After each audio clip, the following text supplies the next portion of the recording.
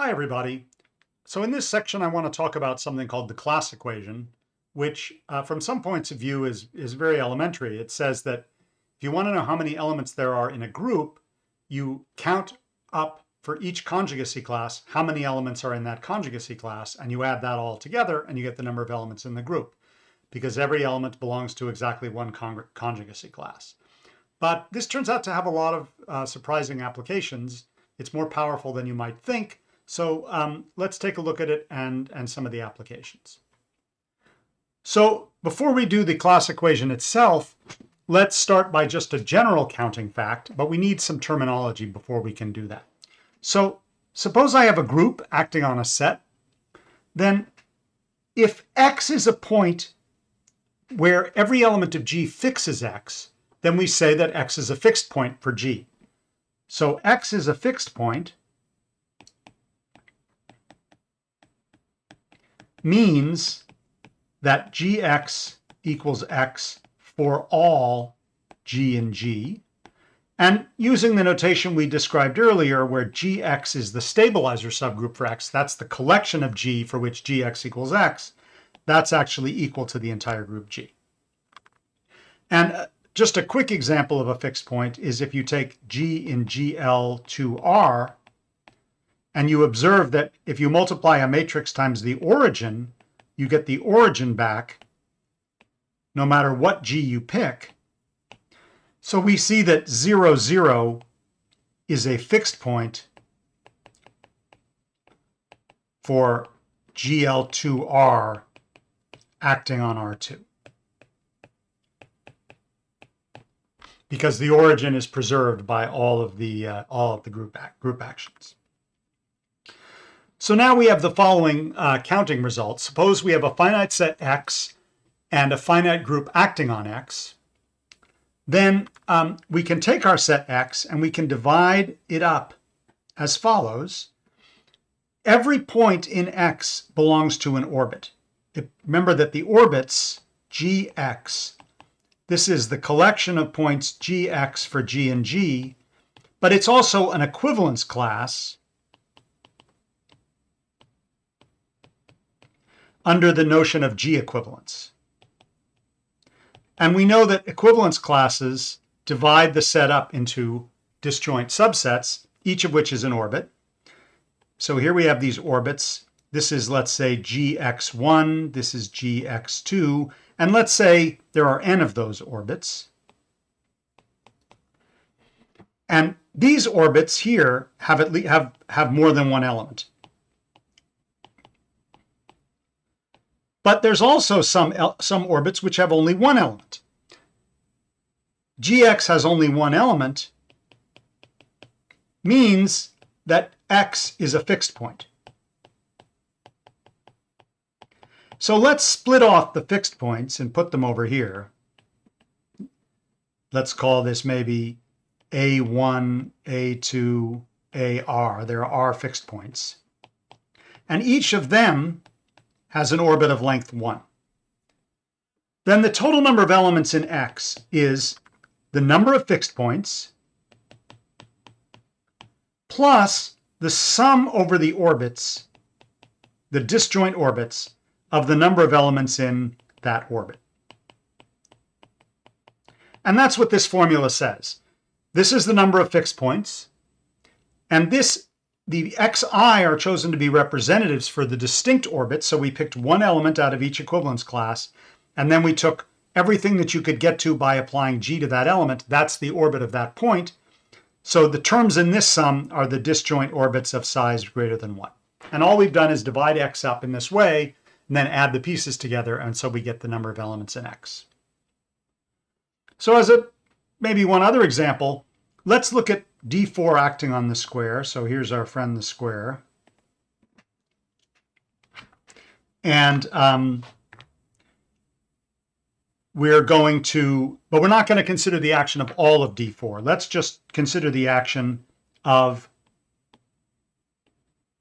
one element, the subgroup. Let's consider H in D4 to be the two-element subgroup consisting of the identity and this reflection.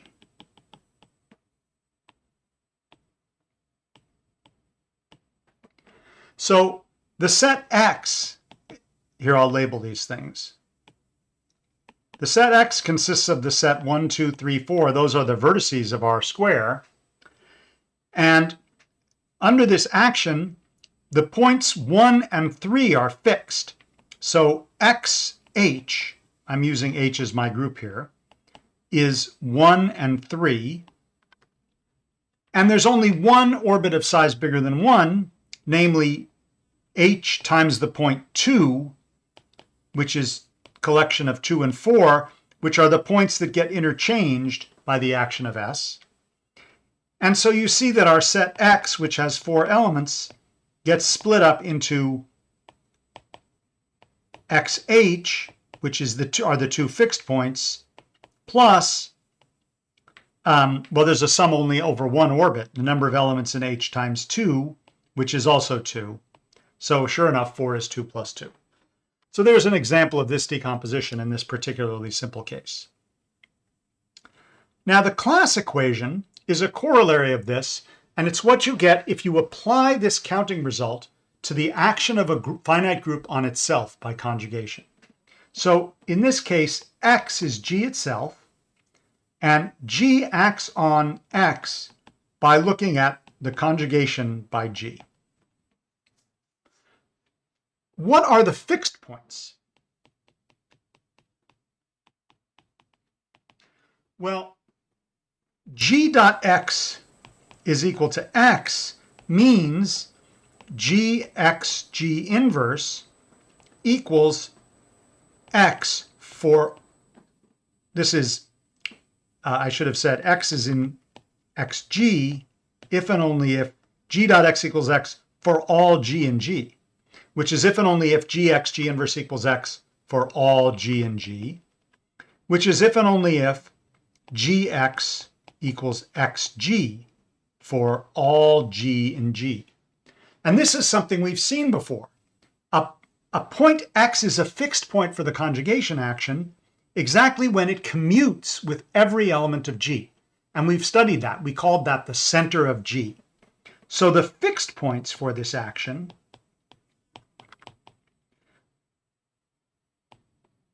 for the conjugation action are exactly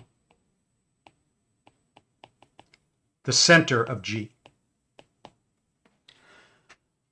What about the orbits? Well, the other points, if X is not fixed,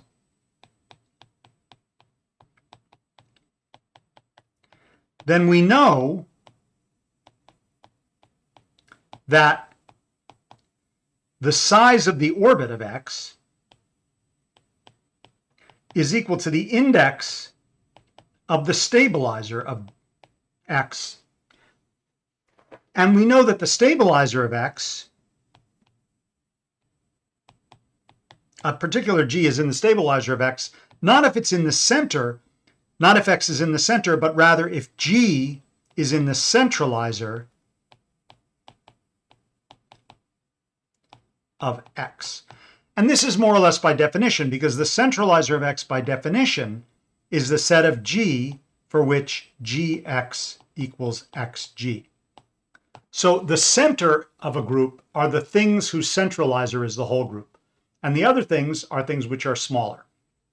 So when I divide up G into orbits and I sum up the size of the orbit, another way to say that is I'm taking the index of the centralizers, where the xi are representatives for the equivalence classes, and those equivalence classes are called the conjugacy classes. So the size of the orbit gxi is the index of G in the centralizer of xi, and this orbit, the collection of things which are conjugate to xi, is called a conjugacy class.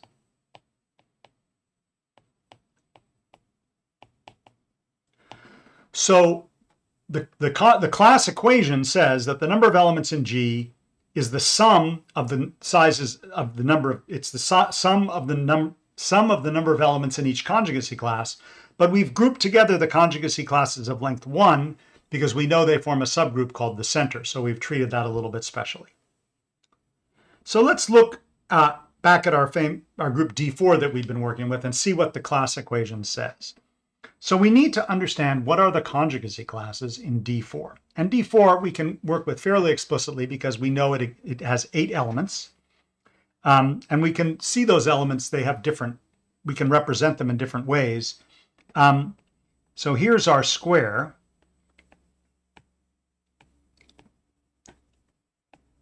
And what are the elements? Well, so we have the identity element.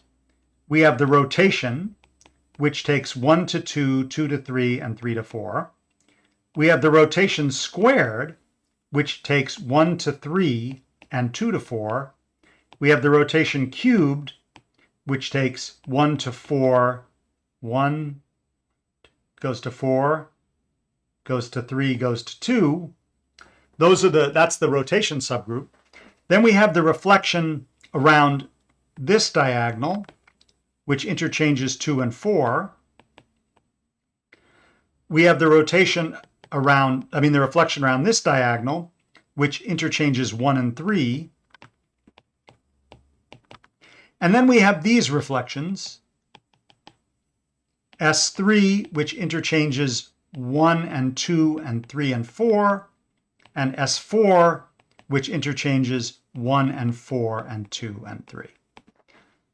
Now, we have to think a little bit about the conjugacy classes here. The first thing to notice is that, so let's start by asking, what is the center of D4? And we actually looked at this in the past in a previous homework problem. We know that it contains the identity element, but it also contains R squared.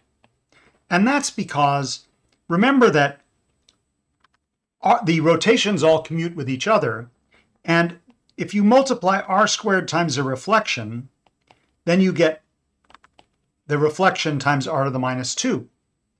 But since R to the 4th is the identity, R squared is equal to R to the minus 2. So R squared commutes with all of the reflections. And if you want to check that out, R squared is 1, 3, 2, 4. It certainly commutes with 2, 4, and 1, 3. What about 1, 2, 3, 4? Well, if you conjugate 1, 3, 2, 4 by 1, 2, 3, 4, remember you make these substitutions in the permutation. So S3 R squared S3 inverse is, well, let's see.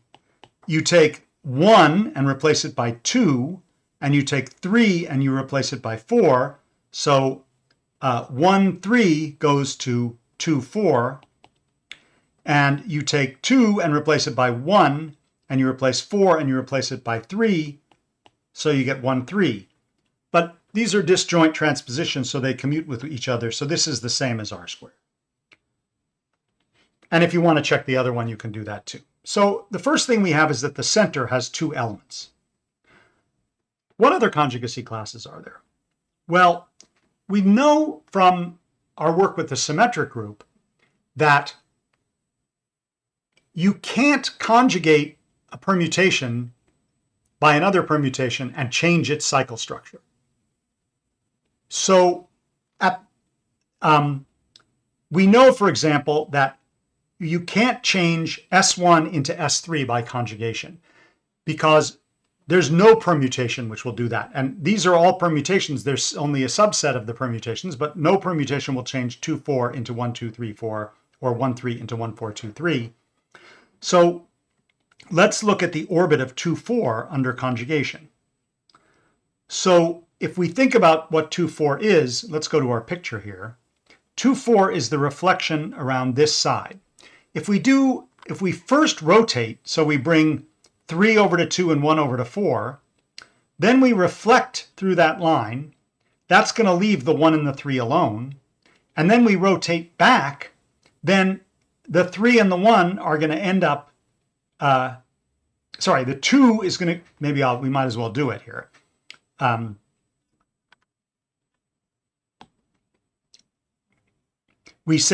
We'll conjugate by 1, 2, 3, 4. We'll just work it out. 2, 4. We multiply by R.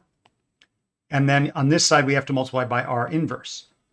And if we use what we know to be the relation that says that RS is SR inverse for the dihedral group, then this means we have R inverse. This R goes over but becomes R inverse, and this becomes 2, 4 again,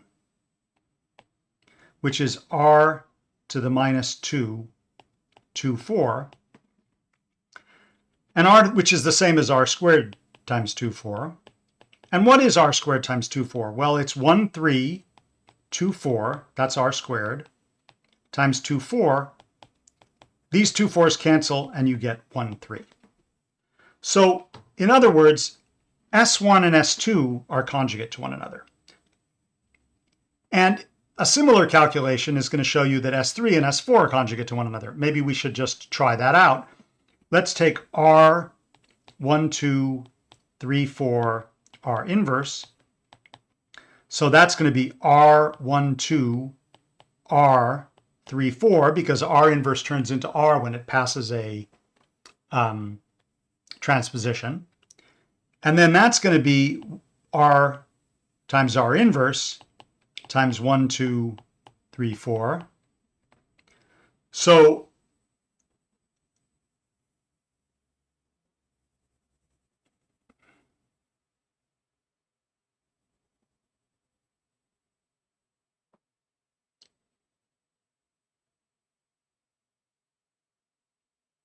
So R commutes with 1, 2, 3, 4. And what about S1, for example? If we look at 1, 2, 3, 4 times 2, 4 times 2, 4, the effect of this, we know what conjugation does. It's to change the 2 to a 4 and the 4 to a 2. So this becomes 1, 4, 3, 2, which is S4. So what we end up seeing from all these calculations is that S1 and S2 are a conjugacy class. S3 and S4 are a conjugacy class. R and R cubed are a conjugacy class. Why is that the case? Well, because we know that SRS inverse is R inverse, which is the same as R cubed. So R and R cubed are conjugate. And then finally, we have the center, which consists of E and R squared. So the class equation says you should divide up D4 as the union of its center and 3 conjugacy classes.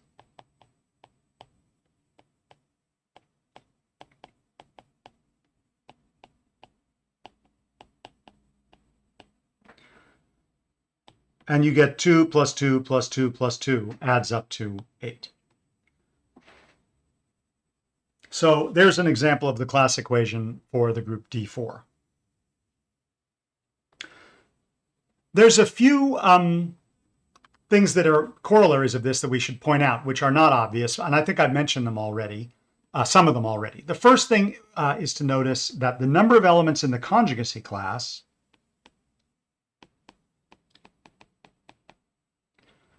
has to divide the order of the group. So we already know the order of a subgroup has to divide the order of a group. And here the reason for this is we know that the number of, that the size of the conjugacy class is the index of the stabilizer of one of its elements, of one of the elements in the orbit. And this is the index of a subgroup, and the index of a subgroup always divides the order of the group. So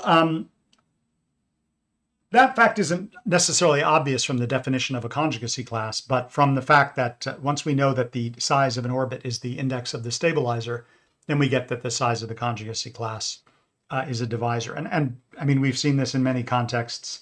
Just to remind you, with S4, the conjugacy classes were of these shapes. And there's one identity element. There are 6 transpositions.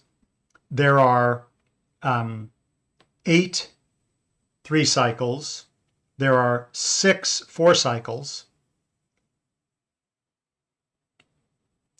And there are 3 products of transpositions. And these are all divisors of 24.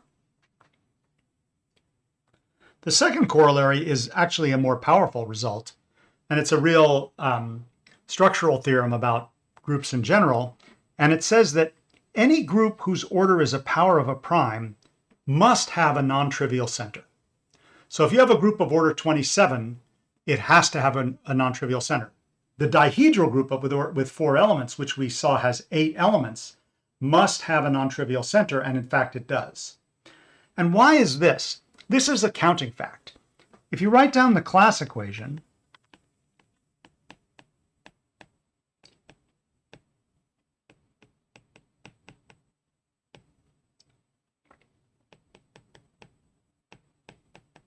so these are the conjugacy classes.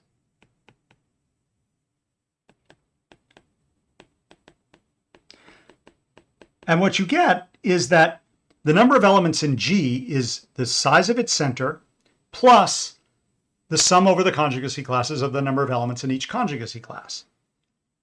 What do we know? Well, we know that the center has at least one element in it because the identity is always in the center.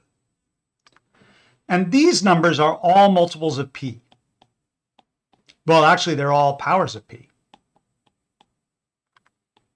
because they're all divisors. If G has P to the K elements, all of these are divisors of P to the K, and the only possible divisors of P to the K are powers of P.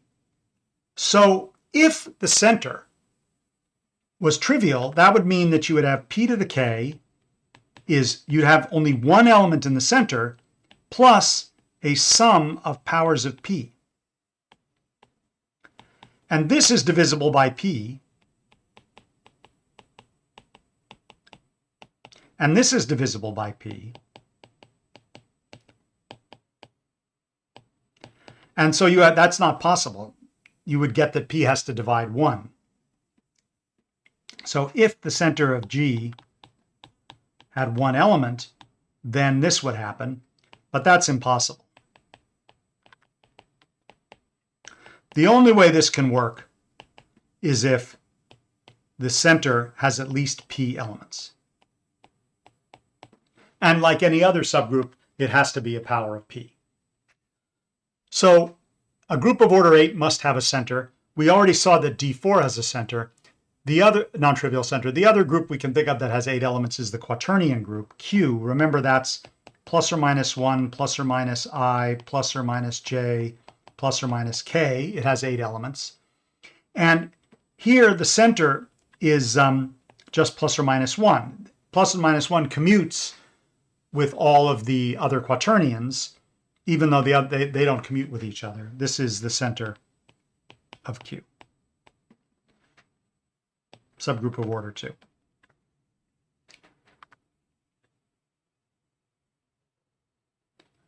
And finally, we can prove that any group with p-squared elements has to be abelian, which is, I think, kind of a nice result. And the proof goes like this. Well, we use our preceding result. We know that, so G has p-squared elements, so it has a non-trivial center. And its number of elements has to be either P or P squared. If the center of G is P squared, has P squared elements, then that means G is abelian, because it means it's its own center. Every element is in the center, and that means every element commutes with every other element. So let's suppose that the center has order P.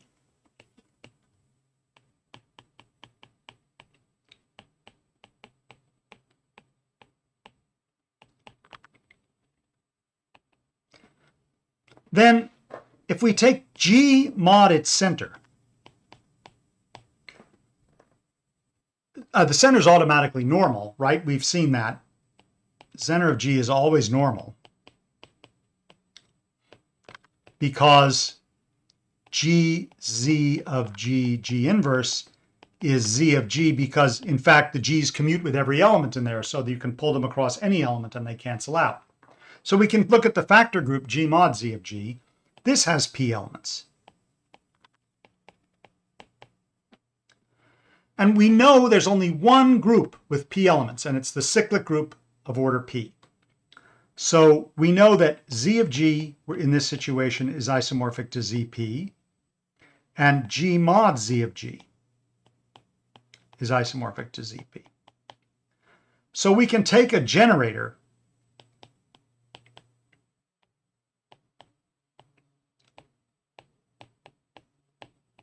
in the quotient group, so it's a coset.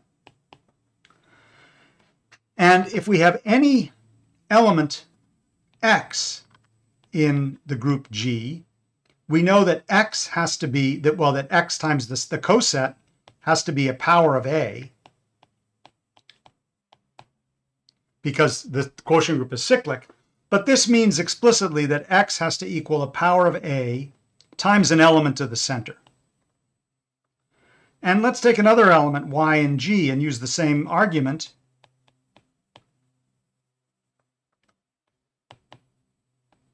It has to be a power of A times the center.